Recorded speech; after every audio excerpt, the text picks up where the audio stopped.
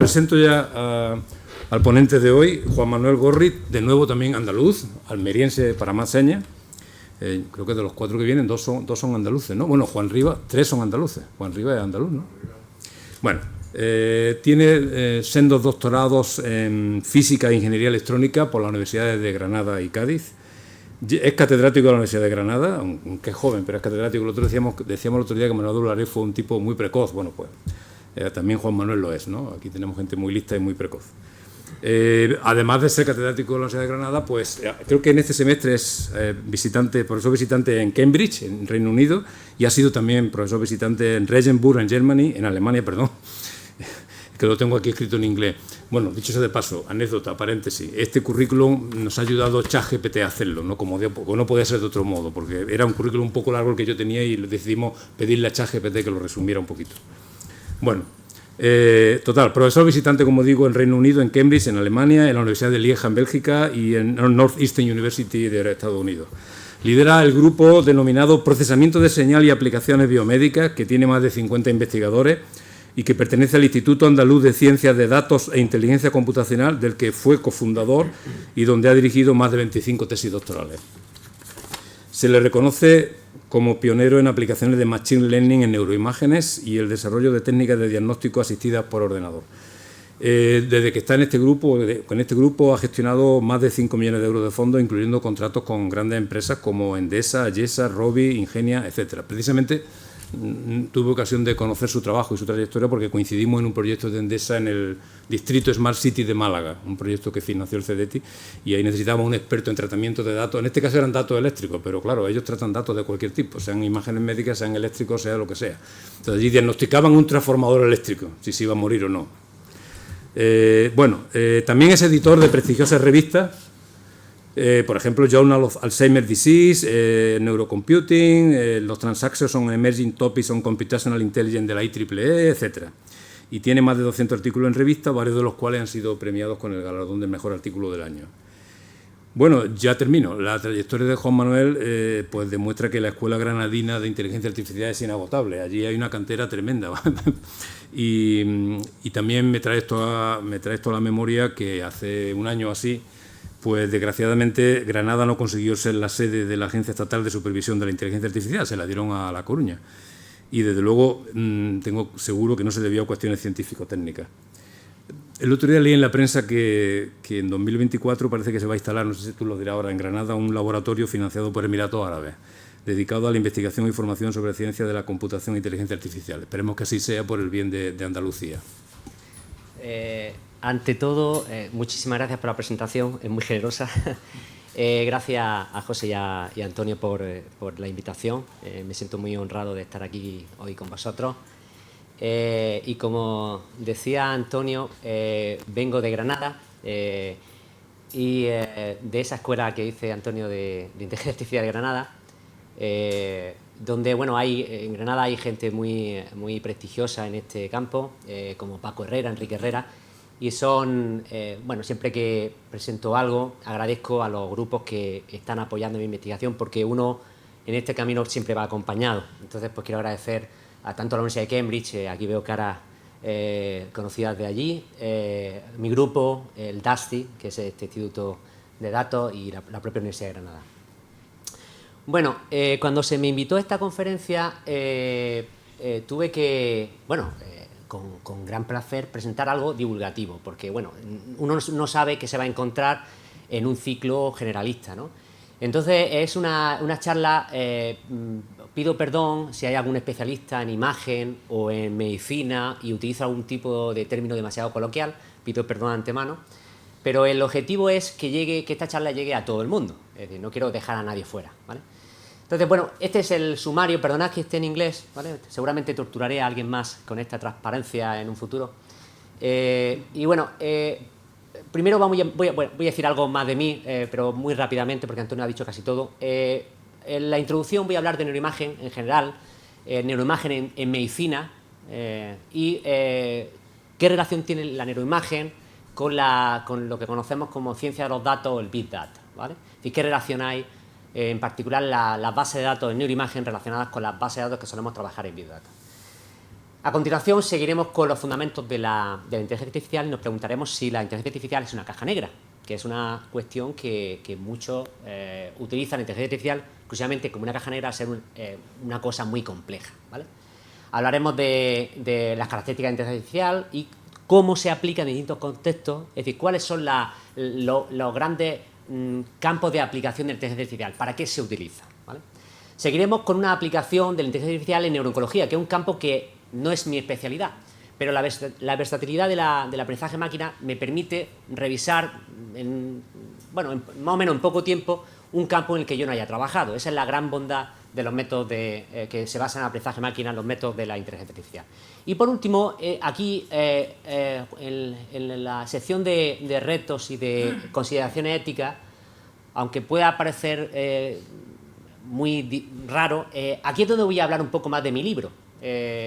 Intentaré no hablar de mi libro en ninguna parte, pero aquí sí, porque voy a presentar de manera divulgativa en lo que está trabajando mi grupo para satisfacer los objetivos de lo que se conoce como inteligencia artificial responsable, en el que el DASTI, mi instituto de investigación, es realmente un referente mundial por los profesores que hay allí trabajando en este campo. Yo no trabajo en RAI, pero desarrollo modelos que se justifican o que justifican el RAI, lo que se conoce como inteligencia artificial responsable.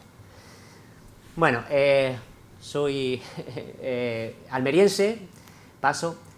La línea de investigación que he desarrollado son fundamentalmente en teoría de aprendizaje estadístico, que es el core de la inteligencia artificial, y su aplicación tanto en sistemas de ayuda al diagnóstico en neurociencia, neuroimagen fundamentalmente, como también últimamente estoy participando en proyectos de grandes empresas que intentan implantar infraestructuras grandes civiles, ¿no? Por ejemplo, los proyectos que comentaba Antonio, ¿vale? Como ven, pues una patata y una castaña no se parecen nada. Pues trabajo fundamentalmente en esos dos contextos en el que aplico esta teoría de aprendizaje estadístico. También es importante saber las asignaturas que yo imparto en la universidad para entender un poco mi perfil. Yo imparto procesado de señal digital, que son métodos, algoritmos. Imparto procesado de señales biomédicas, en el que pues imparto a alumnos de grado, que es un EEG, un electroencefalograma, un electrocardiograma, cómo se procesa la imagen, cómo se reconstruye, cómo se filtra, etc. También tengo un curso en máster de aplicaciones avanzadas en procesado de señal en aplicaciones industriales, en el MIE, en el que, entre otras cosas, hablo de mis desarrollos con Endesa, y también tengo un curso en aplicaciones multidisciplinares de la ingeniería, que también trato de temas de procesado de imagen, neurociencia, neuroimagen, etc. Formo parte de distintos comités y sociedades, fundamentalmente la red ELIS, que es de inteligencia artificial pura y dura, creo que es la red más importante de inteligencia artificial de Europa, y participo en otros centros, departamento de psiquiatría, soy un físico muy raro porque trabajo en un departamento de psiquiatría, y el departamento de neurología de la LMU, actualmente soy fellow de este departamento, en el que también voy a hacer una estancia en los próximos meses. O sea, soy un físico que trabaja fundamentalmente con médicos o con gente relacionada con el tema de la neurología, neuroimagen, neurociencia en general. Bueno, antes de empezar voy a definir, evidentemente la audiencia hay gente que sabe mejor que yo esta definición, ¿no? Yo voy a intentar definir lo que conozco o lo que yo entiendo por neuroimagen en medicina, ¿vale? La neuroimagen en medicina considero que es una rama especializada. Bueno, la neuroimagen en general es una cosa... En general, la neuroimagen es un conjunto de técnicas que describen la función y la estructura del cerebral y otras cuestiones. Pero cuando pongo esto de neuroimagen en medicina me refiero a que es una rama especializada de la medicina que se centra en el diagnóstico y tratamiento de patologías que afectan al sistema nervioso central. Yo pongo esta definición tan particular porque yo he trabajado fundamentalmente en patología, he trabajado en imagen con patología. La detección temprana es fundamental, dado que permite un diagnóstico certero, un tratamiento también más efectivo, lo cual beneficia a la calidad de vida de los sujetos, de los pacientes en este caso, y también permite la identificación. Cuando nosotros detectamos una enfermedad en sus estadios precoces, podemos identificar biomarcadores, o sea, elementos relacionados con procesos, con biología, que identifican o caracterizan la enfermedad. Para mí, el patrón, cuando hablamos de inteligencia artificial. Elementos que pueden etiquetar a ese patrón, hablando de inteligencia artificial, y menos en términos médicos. Bueno, esta imagen está generada por DALL-E. Cuando le metes como entrada, DALL-E es un motor de inferencia, un motor de generación de imágenes de inteligencia artificial. Cuando metes estas palabras clave, ¿vale?, genera esta imagen, ¿no? Pero ¿cómo vamos a procurar en el siglo XXI esta detección precoz en medicina? Pues podemos utilizar métodos clásicos o podemos utilizar inteligencia artificial. La inteligencia artificial ha supuesto un avance significativo en el procesado de datos biomédicos. Esto es debido a las capacidades que tiene el core, que es el aprendizaje máquina, de procesar datos muy complejos, tratar esos datos de manera multivariada, ver las relaciones que hay entre ellos, lo que permite integrar distintos tipos de modalidades, por ejemplo, imagen y genómica. Somos capaces de integrarla y ver cómo se expresa esa enfermedad, que puede ser compleja, como por ejemplo el cáncer, en las distintas modalidades. Entonces, esas modalidades se pueden describir de manera distinta, complementaria, esas características de la enfermedad se describen de manera complementaria en esas modalidades de imagen o de lo que sea, y nosotros con el Machine Learning lo que hacemos es integrarlo, combinarlo, para extraer la información más relevante de cada una de ellas. Ahora empieza la fase en la que yo voy a utilizar la inteligencia artificial como una caja negra. Entonces yo voy a empezar a preguntarle a ChatGPT cosas para que me ayude a hacer la presentación. La primera pregunta que le hago, estoy haciendo una presentación y le digo, bueno, ¿cuáles son los usos habituales de la inteligencia artificial en proyectos conocidos como translacionales? O sea, proyectos que pasan de laboratorio a aplicación real, ¿no? Entonces, si nosotros le preguntamos a ChatGPT te responde hasta 15 ejemplos, ¿eh? Y lo que me llamó la atención es que la mayor parte de los ejemplos están relacionados con medicina. Algo que nosotros vemos como algo futuro. Bueno, pues ChatGPT asume que los ejemplos más importantes son los de medicina. Y de los 15 son casi todos, incluso el procesado de lenguaje natural ya se está utilizando en medicina para generar informes, etc. Entonces, eso es la primera, la respuesta de la inteligencia artificial ante ese problema. La inteligencia natural, que también es importante, evidentemente, en este caso soy yo, en mi opinión, yo creo que podemos ser un poquito más sintéticos, más concisos, y agrupar la inteligencia artificial en este contexto, incluso en cualquier contexto, en 3 bloques. La primera, la inteligencia artificial que suministra predicciones para tareas de clasificación y de regresión. De una inteligencia artificial que predice cosas, predice marcadores, predice valores de series temporales, predice.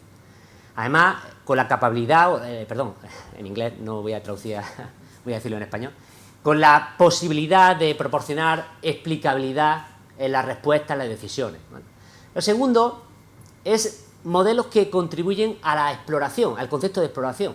Esto en teoría de la señal, que bueno, aquí hay un catedrático de teoría de la señal, sabemos lo que es modelado de señal. Esto en teoría de señal, esto se llama en teoría de señal modelado de señal, ¿vale? Quiere decir que una cosa muy compleja, como por ejemplo el cerebro, intentamos explicarla con modelos que, aún siendo muy complejos de inteligencia artificial, son mucho más sencillos, e intentamos correlacionarlos, ¿vale?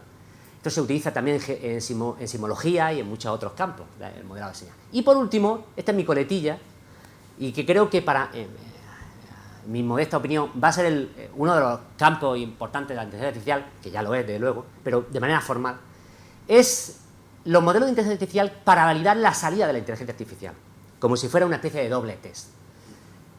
Tenemos que validar los modelos que proponemos, y se pueden validar con métodos clásicos, pero también la inteligencia artificial tiene forma de validar, de ratificar que esos modelos realmente tienen capacidad de extrapolación, de que pueden ser útiles aquí y también en la China popular, en todos los sitios del mundo, ¿vale? Y eso está relacionado, como veremos más adelante, con el concepto de inteligencia artificial responsable. Esa otra imagen también está generada por DALL-E, ¿vale? Y es muy interesante porque incluye los keywords y pintó algo que a mí me pareció muy interesante. Es decir, está relacionado con lo que realmente quería proporcionar. Bueno, también me va a ayudar la presentación Leonardo DiCaprio. Ahí, bueno, no se ha escuchado, pero esa es la escena en la que hace en el lobo de Wall Street, ¿vale? Fijaos, cuando aparezca Leonardo DiCaprio hay que estar muy atento, porque aquí, en este ejemplo, os muestro las típicas bases de datos de inteligencia artificial en las que aplicamos nuestros modelos complejos.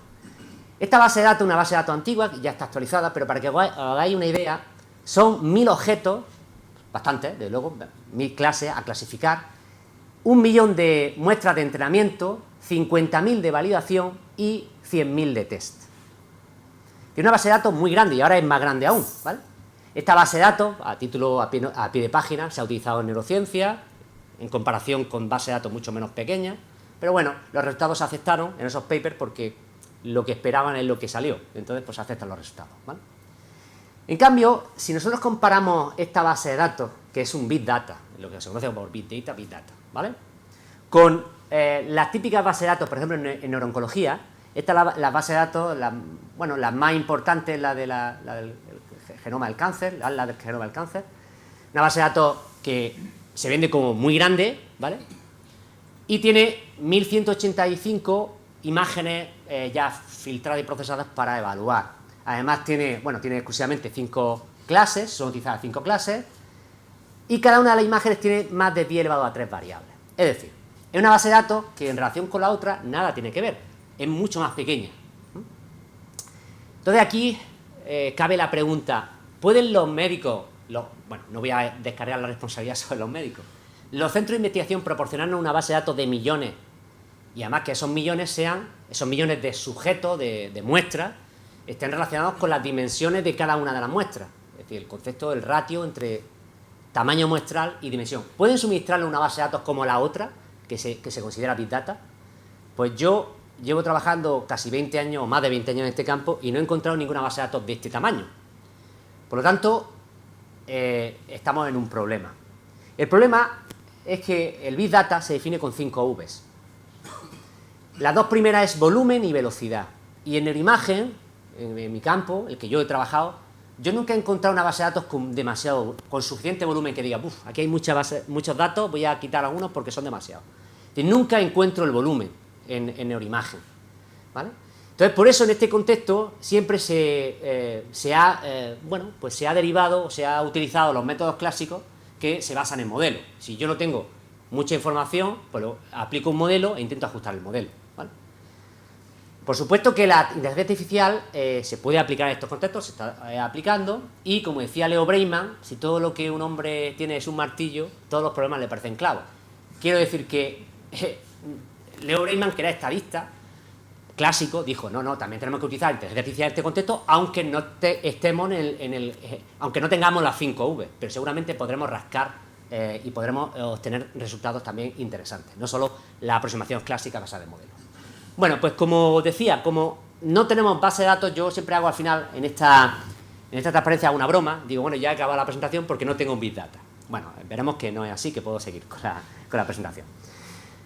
Bien, empezamos a definir qué es inteligencia artificial. La inteligencia artificial, que he hablado ya muchas veces de ella y todavía no la he definido, según el libro blanco publicado por una comisión de la Unión Europea, dice que es un sistema de algoritmos o de hardware, ¿vale?, muy complejo, desarrollado por humanos, por supuesto, que, a través de la adquisición de datos, la interpretación, el procesado de esa información, pues intenta resolver una tarea muy compleja. Esa es la definición de inteligencia artificial. Lo importante de aquí es que la inteligencia artificial está compuesta por distintos bloques, y uno de ellos es el aprendizaje máquina, que es los fundamentos teóricos de este conjunto de técnicas.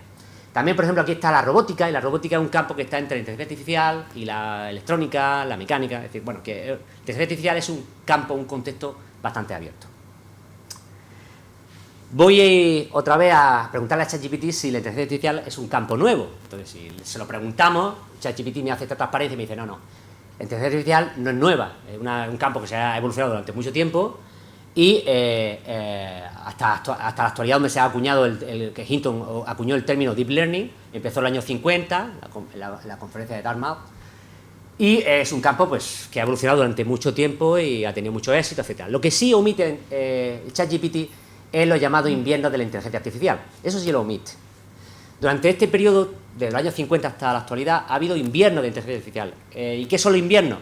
Son épocas en las que no se confiaba en la inteligencia artificial para resolver problemas más allá de la mera automatización de lo que podría hacer un hombre. No se iba a superar al hombre. Los inviernos se pueden repetir, son estacionales.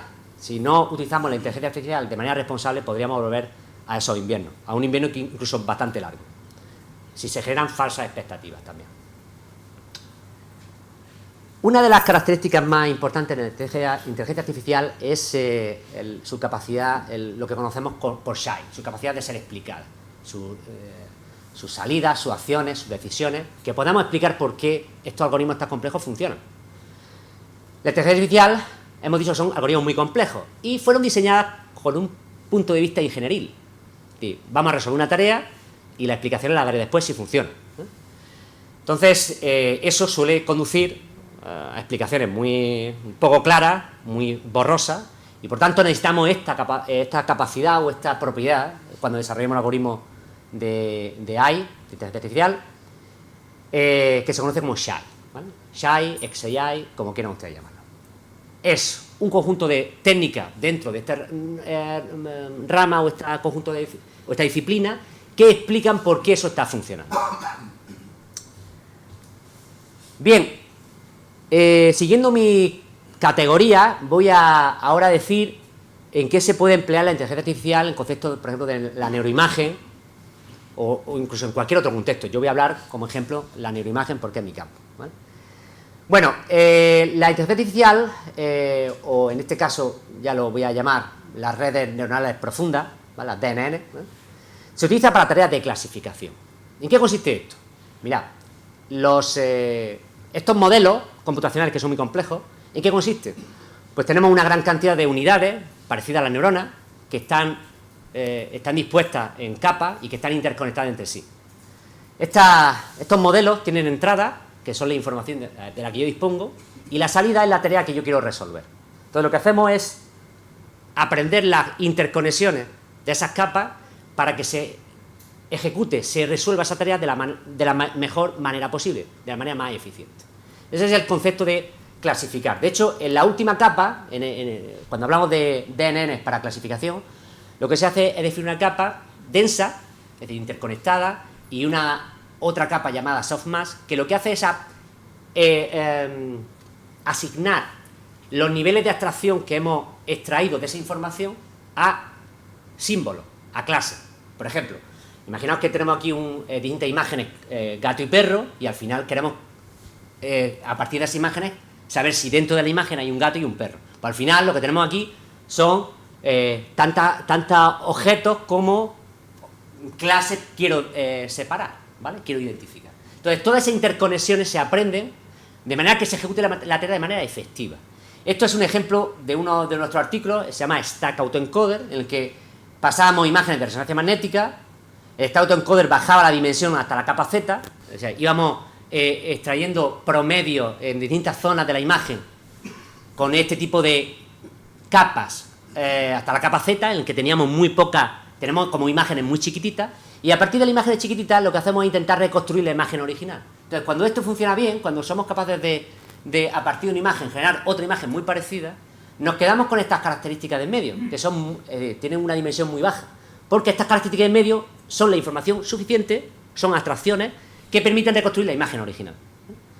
Esto lo hemos utilizado, por ejemplo, para diagnosticar, para clasificar sujetos con Alzheimer versus sujetos que presentaban deterioro cognitivo leve o neurotípicos, sujetos normales, ¿vale? Este es un ejemplo de clasificación. Todos estos algoritmos se pueden explicar por qué están funcionando bien. Existen los llamados mapas de activación de clase y otros métodos como los GraphCams, CAMS, etc., ¿no? ¿En qué consisten estos métodos? Estos métodos consisten en identificar qué partes de la imagen están contribuyendo a la clasificación efectiva de ese objeto, ¿vale? Entonces, por ejemplo, los métodos de oclusión son muy fáciles de entender. Un método de oclusión es para saber, una vez que tenemos un modelo, saber qué parte de la imagen es la relevante para que el modelo esté funcionando, esté clasificando bien esa imagen. Lo que se hace es ir tapando partes de la imagen. Vas tapándole partes de la imagen y ves la respuesta de la red. Si sigue clasificando bien o no sigue clasificando bien. Es una especie de método de oclusión. Entonces te das cuenta de qué parte de la imagen es la relevante a la hora de clasificar la imagen. Ese concepto de clasificación se puede generalizar a regresión, a predicción, sin más que cambiar la unidad, esa unidad parecida a la neurona, que integra esas capas interconectadas. Es una generalización, existen redes, estas redes son las llamadas redes recurrentes, y tienen la capacidad o tienen la característica fundamental de tener memoria para recordar y para olvidar también. Esto es un ejemplo de una celda, de una LSTM, que es bastante famosa y hemos utilizado en trabajos también para diagnosticar Alzheimer. El tercer bloque, que me parece muy importante, muy interesante, es las DNNs, las redes profundas para exploración de modelo, el problema del modelado de señal. Este es un paper de unos colegas del MIT y de Berlín, en el que hicieron una cosa muy ingeniosa. Entrenaron una red convolucional muy sencilla, profunda pero muy sencilla, y pusieron a unos sujetos a resolver la misma tarea que la red. Y tenían adquisiciones de resonancia magnética funcional, de MEG, y una red entrenada por otros, resolviendo la misma tarea. La tarea era clasificar objetos, manzana, plátano, etc. Lo interesante de este paper es que lo que hicieron fue correlacionar las capas de la red con la resonancia magnética funcional y con el MEG, y encontraron relación. Explicaron el cerebro visual en base, o correlacionaron con el modelo entrenado. Son modelos sencillos, una experimentación sesuda, porque a veces, como dice la experiencia, menos puede ser más. Esto se llama exploración de modelo. Lo que están haciendo es explicar cómo funciona el cerebro de manera resumida. Es un paper muy, muy interesante. Este está publicado en Nature. Ahora voy a empezar a hablar también de otras aplicaciones, fundamentalmente de neurooncología, pero aunque he dicho que no voy a hablar de mi libro, sí os voy a decir un poco lo que yo he hecho en los últimos años con mi grupo. Nosotros fundamentalmente hemos desarrollado el sistema de ayuda al diagnóstico.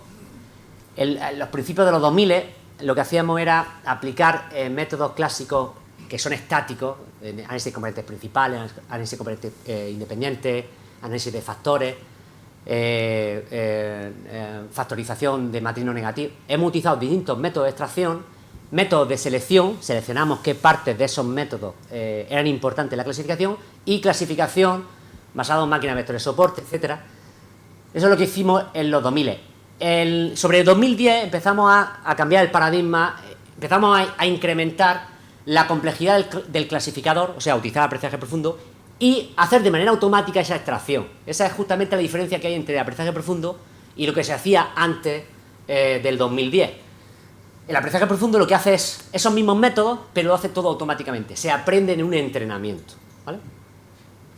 Y por último, en los últimos años hemos cambiado también de paradigma y estamos centrados más en el concepto, en el problema de la inferencia estadística de grupos poblacionales. Para ello utilizamos la teoría de aprendizaje estadístico, comparamos con métodos clásicos e intentamos obtener mapas paramétricos estadísticos, pero mapas agnósticos. Es decir, o sea, en todo caso serían mapas no paramétricos estadísticos.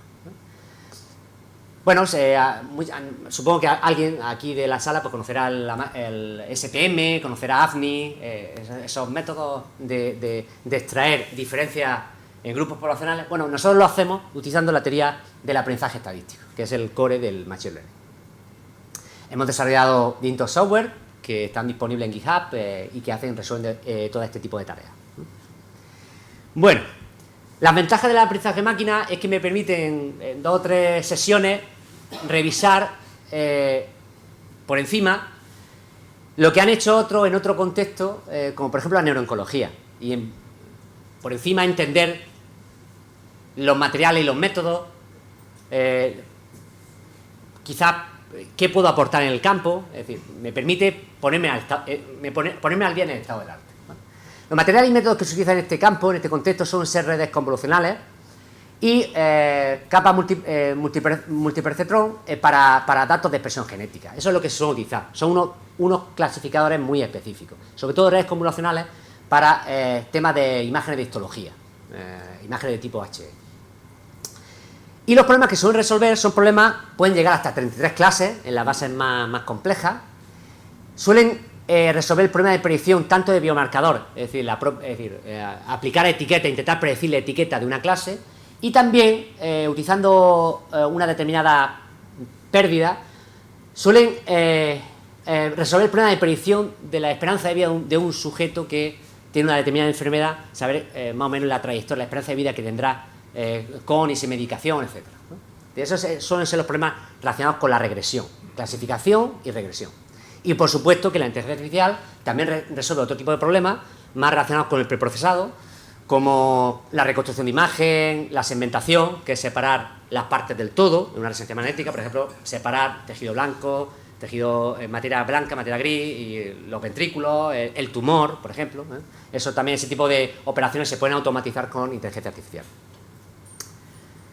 Sobre imagen, bueno, se han predicho una gran cantidad de biomarcadores moleculares, alteraciones moleculares, subtipos genómicos, incluso presencia de virus en imágenes de tipo HE.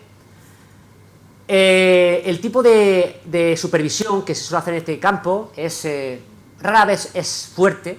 Esto quiere decir que ponemos un conjunto de médicos sobre la imagen de partida a etiquetar cada una de los trocitos, de los patches, de los trocitos de la imagen, tienen que etiquetarlos en una condición.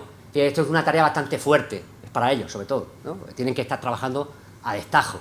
O también puede ser una supervisión de tipo débil, es decir, en vez de etiquetar cada píxel de la imagen, lo que etiquetan es el sujeto completo, ¿no?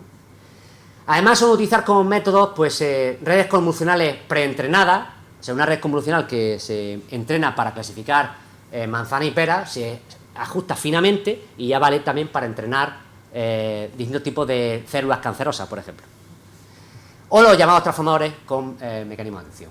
Y por esa razón de que la supervisión fuerte, es decir, someter a los médicos a que nos etiqueten todas las bases de datos, eso es bastante costoso y tendríamos bases de datos muy limitadas.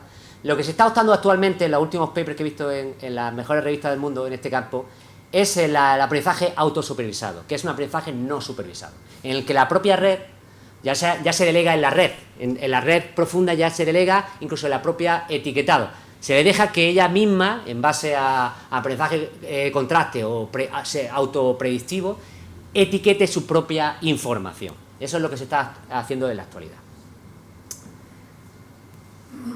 En este campo, recientemente, en el año 2021, se publicó en Science, después de trabajo de distintos grupos a nivel de distintos centros del mundo, se publicó el concepto de transcriptómica espacial, que es una especie de secuenciación, pero que alberga la estructura espacial de la interacción entre las células a nivel ARN.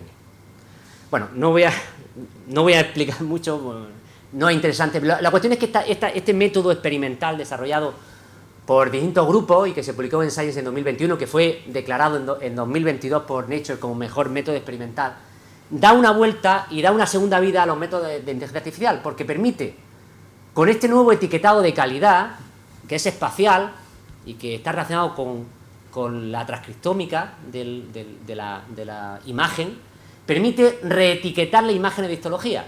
Las imágenes de histología son imágenes que parece ser baratas, se adquieren fácil. La transcriptómica no lo es tanto. Entonces lo que se hace es entrenar redes en base a esta información y a esa imagen. Y una vez que está la red entrenada permite predecir y clasificar distintos tipos de tumores, de células, en base a esa información previa basada en transcriptómica espacial. Han obtenido resultados de clasificación sorprendentes, es realmente un avance, y realmente yo creo que es un campo que en los próximos años vamos a ver muchísimo avance en inteligencia artificial utilizando esa experimentación nueva, que no olvidemos que la inteligencia artificial es muy útil, pero necesitamos una buena experimentación. Sin experimentación no hay aplicaciones de la inteligencia artificial. Y bueno, pues veremos en los próximos años muchísimos artículos, muchísimos avances relacionados con esto, con la inteligencia artificial aplicado a transcriptómica espacial, a esta nueva modalidad publicada recientemente en Science. Bien, hasta ahora, o hasta aquí, la parte del título que habla de esperanza, ¿vale? Es decir, la inteligencia artificial se puede aplicar a muchos contextos. Mi grupo ha trabajado en Parkinson, en Alzheimer, también en la condición autista. Hay otros grupos trabajando en oncología con esta imagen HE, con transcriptómica, etcétera, espacial. Pero ahora vamos a la parte de la realidad. Y bueno, en este caso quiero hacer hincapié a la definición que hace Google AI de la inteligencia artificial responsable. La inteligencia artificial está suponiendo una gran cantidad de aplicaciones en diversos contextos: negocio, educación, por supuesto, salud. Pero una vez que surgen estas aplicaciones, también surgen otras preguntas sobre la seguridad, la privacidad y la fiabilidad de esos métodos. ¿Son esos métodos fiables? ¿Son seguros? ¿Respetarán mi privacidad? Bueno, los objetivos que marca Google son estos. Cualquier avance en inteligencia artificial debe ser beneficioso socialmente. Ese es el principal objetivo, sea beneficioso para la sociedad. Y también tiene que evitar crear cualquier tipo de sesgo, ya sea de género, de raza, cualquier tipo, clasista, lo que sea. Debe evitar cualquier tipo de sesgo. Y hay muchos artículos científicos, solo hace falta darse una vuelta por Google, que lamentablemente tienden a eso, a crear sesgos. Por ejemplo, sesgos de tipo de género. ¿Vale? Cualquier método de la inteligencia artificial que no se teste rigurosamente o no se valide de manera fiel, es un método que va en contra de estos principios. ¿Vale? ¿Y por qué digo esto? Pues porque puedo pensar que la inteligencia artificial es un gigante con pies de arcilla. ¿Vale? Hay muchos métodos que funcionan, los vemos, imágenes generándose de Lola Flores, que ya está muerta, y hablándote desde la ultratumba. Todos ellos, muchos de ellos, están basados en un sobreajuste benigno, estudiado teóricamente por Peter Bartlett en un artículo recientemente, hace unos años. Pero si nosotros analizamos los artículos científicos en neuroimagen, por ejemplo, con base de datos muy pequeñas y datos muy heterogéneos, podemos leer cosas del estilo: corremos variación cruzada 5-fold, 10 veces, solo 10 veces. Bueno, ahora voy a correr 3-fold. No, voy a aplicar solo a 15 participantes. Bueno, voy a utilizar Leave One Out Cross Validation, que es la validación, un caso particular de la validación cruzada, pero la más, la n igual a k, ¿no? Es decir, la más computacionalmente la más costosa y la más variable. Bueno, pues todas estas frases las he extraído de papers de Nature y de Science, ¿vale? Yo voy en contra de esto. No quiero decir que los papers sean erróneos, en absoluto. Pueden que sean fieles, pero que solo con esto no es suficiente para validar un sistema. Decía Mark Twain que nunca dejes que la verdad se anteponga a una buena noticia o a una buena historia, ¿no? El que ha trabajado en aprendizaje de máquina sabe que cuando le da al botón del fold obtiene unos resultados, y cuando le da otra vez al botón del fold obtiene otros que no son los mismos, ¿vale? Hay variabilidad, y sobre todo cuando utiliza el leave one out, dejar uno fuera, con 23 tumores y solo 69.000 puntos de información para entrenar a la red. Bueno, aquí aparecía otra vez Leonardo DiCaprio, ¿vale? Como esto no lo voy a explicar de manera científica, con teoría de permutación y esas cosas, lo que sí voy a hacer es un pequeño ejemplo ilustrativo que todo el mundo en la sala sabe, el problema existente que hay entre la tortilla con patata, con cebolla o sin cebolla.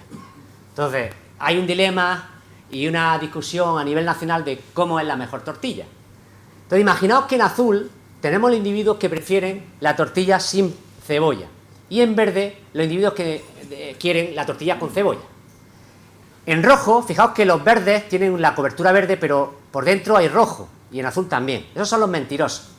Puede ser que haya gente que dice que la quiere de una manera, pero realmente no la quiere así.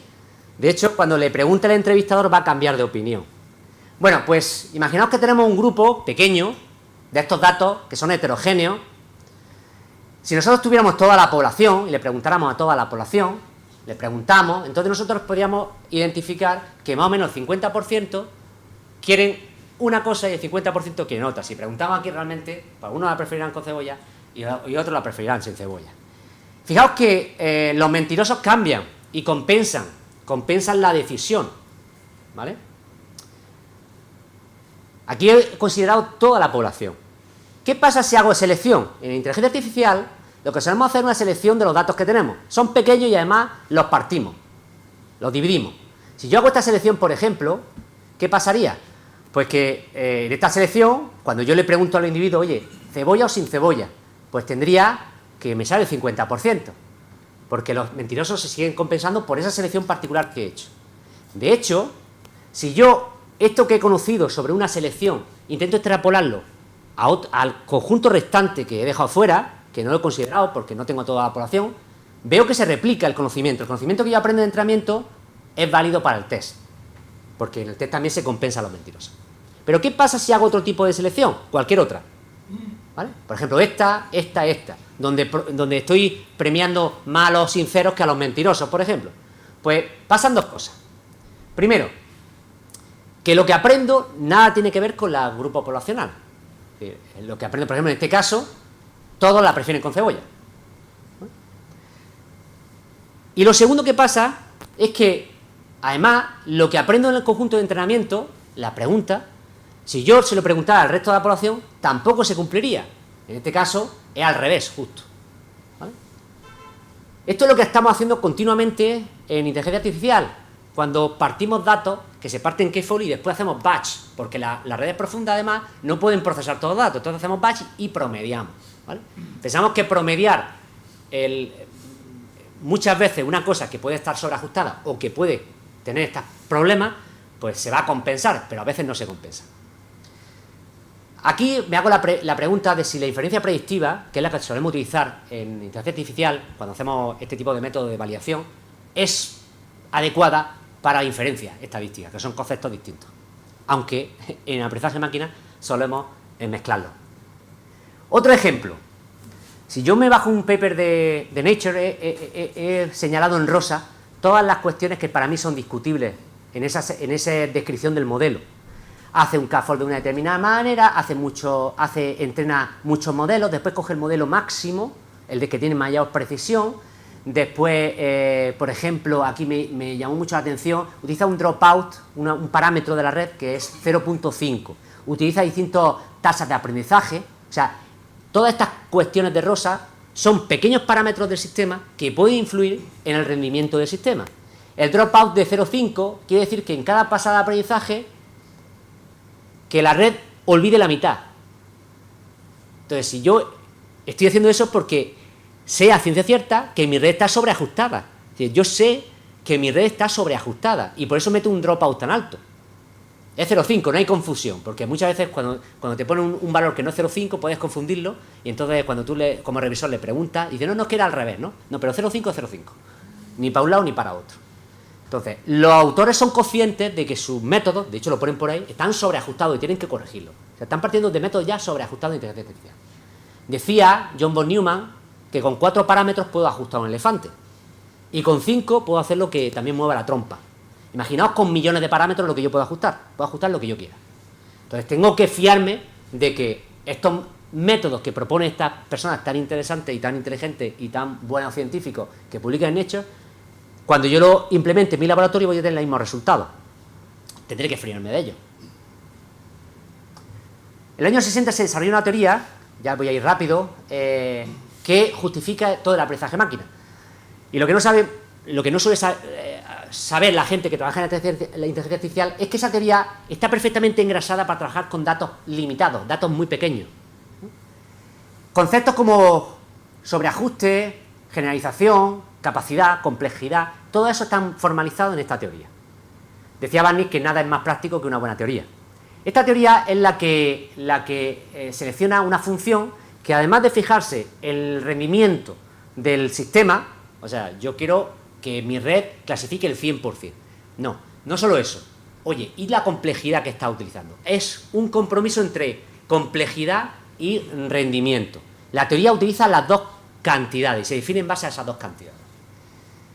Aquí vemos dos ejemplos de aplicación de esa teoría. Por ejemplo, en XAI se ha aplicado en el método Lime, ya se ha aplicado. Y aquí en un paper para extraer mapas agnósticos estadísticos hemos utilizado también esa teoría que tiene en cuenta esos dos conceptos. Precisión, no solo precisión, sino también complejidad, la complejidad que está utilizando. Nosotros proponemos una solución. Como no voy a hablar de las matemáticas de la solución, os voy a poner también un ejemplo muy significativo de en qué consiste la teoría. La solución que proponemos está relacionada con la cita bíblica del juicio de Salomón. Salomón le preguntó a las dos mujeres de quién era el hijo, y las dos mujeres dijeron el hijo es mío. Entonces Salomón dijo, lo parto por la mitad. Entonces una se puso a llorar y le entregó el hijo Salomón a esa que lloraba, porque era su hijo, ¿verdad? Entonces yo le pregunto a ChatGPT otra vez, porque me va a hacer la presentación. Oye, Chat, ¿qué pasaría si las dos mujeres hubieran respondido lo mismo? Se hubieran puesto las dos a llorar. Entonces ChatGPT es muy inteligente, me dice, bueno, si las dos mujeres responden lo mismo, pues Salomón estaría en un dilema y tendría que haber sacado una alternativa para resolver el problema. Eso es lo que nosotros hacemos con nuestros métodos. Lo que nosotros hacemos es partir al bebé por la mitad. Y a la mujer que llore le damos los dos pedazos. Eso es lo que hacemos nosotros, realmente. Utilizamos el método de restitución y lo corregimos con upper bounding, una técnica que tiene en cuenta la complejidad y la precisión del método. Esta es la técnica que está perfectamente definida para pequeños datos muestrales, es decir, para pequeños tamaños de muestra, funciona muy bien, y lo llamamos análisis del peor caso. ¿Qué sustituye al análisis del p-valor? El análisis del peor caso es que nosotros analizamos todos los casos posibles de clasificación y establecemos una cota superior al posible error que puede tener mi algoritmo, mi método de clasificación. Bueno, esto a título informativo, existen diversas formas de evaluar la eficiencia estadística de los datos de aprendizaje máquina. Solemos utilizar análisis de permutación o modelos. Bueno, nosotros utilizamos esta técnica que lo que hace es calcular la desviación máxima entre el riesgo actual y el riesgo empírico. El riesgo empírico es el error empírico, error que nos proporcionan los datos, tus datos. Y el riesgo actual es el riesgo desconocido, que no se sabe, que tiene tu máquina ante infinitos datos, pero que sí se puede vincular al riesgo empírico con esta teoría que se desarrolla en el año 60 por Babney, Chervonenkij y otros grandes autores. Bueno, ya concluyo. Para intentar convertir la neuroimagen en un Big Data necesitamos más datos, esa es la conclusión. Xai y Wright son cruciales, ¿vale? Y van más allá de el informar exclusivamente con medidas de rendimiento. Eso no tiene mucho valor. Hay que decir por qué y de manera responsable, validando. Nosotros trabajamos con distintos tipos de modalidades, pero bueno, en mi opinión, hay modalidades que son más versátiles para obtener grandes bases de datos. Evidentemente, con las nuevas tecnologías seguramente podamos adquirir grandes bases de datos y crear grandes bancos cuando nos pongamos todos de acuerdo de resonancia magnética, funcional, tengamos muchos sujetos de distintas condiciones y modalidades. El trabajo futuro que nosotros vamos a desarrollar, o vamos a validar los métodos de inteligencia artificial utilizando los métodos que he comentado. También estamos abiertos, evidentemente, a utilizar la inteligencia artificial como una caja negra, porque eso nos da de comer.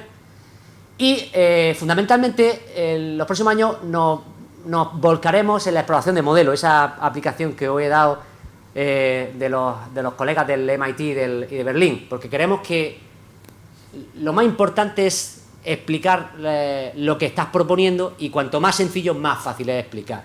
Y sobre todo porque da una explicación de cómo funciona el cerebro a nivel de estructura, a nivel de función, o lo que sea. Las referencias que he utilizado para la presentación, y nada, gracias por su atención y espero que le haya gustado.